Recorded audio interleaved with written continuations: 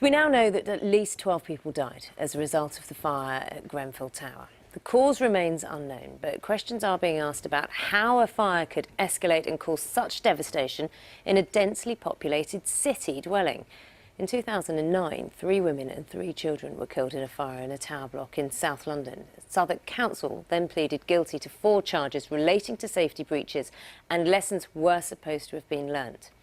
Professor Kurt Barling is a journalist who investigated the Southwark fire almost 8 years ago and joins me now from our London studio. Thanks very much for joining us, Professor. Can you remind us of what happened in the Lakanal house fire in 2009, which you so intensely covered?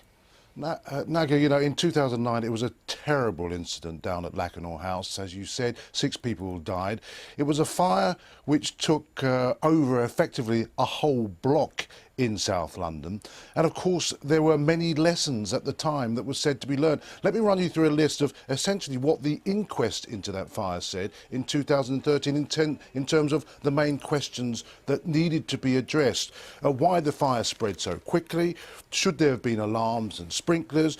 Did renovation affect the building safety? Was the advice to stay put right? And of course what the implications were for other buildings. Now, what is tragic today is that exactly the same questions are being asked about this fire yesterday. And frankly, it can be described as nothing short of a national scandal that this has been allowed to happen again. And I think after an inquest which looked at so much evidence over 11 weeks in 2013 in Lakanal House, nothing short of a public inquiry will get to the bottom of what the problem is with these tower blocks in keeping people safe. But there has been a report in plan in government to look at the safety issues, to look at where sprinklers should be put in place, to look at how actually when a fire does take place in a tower block it should be contained. Why hasn't this moved on? Why haven't we seen developments? Well, you know, there are lots of people in the fire safety business who say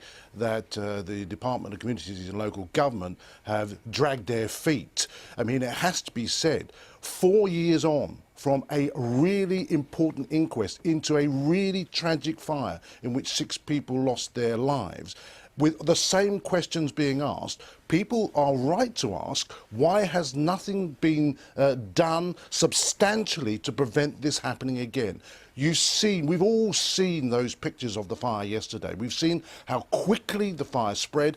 On the 10 o'clock news last night, you could still see the glowing fire 22 hours after the fire had started. And you have to ask yourself the question, the public authorities have a principal responsibility to protect life, to protect the citizen. And clearly this building has failed, and the systems put in place to prevent fire in tower blocks has failed too. The evidence is there for all of us to see. The time for talking is over. The time for action has started.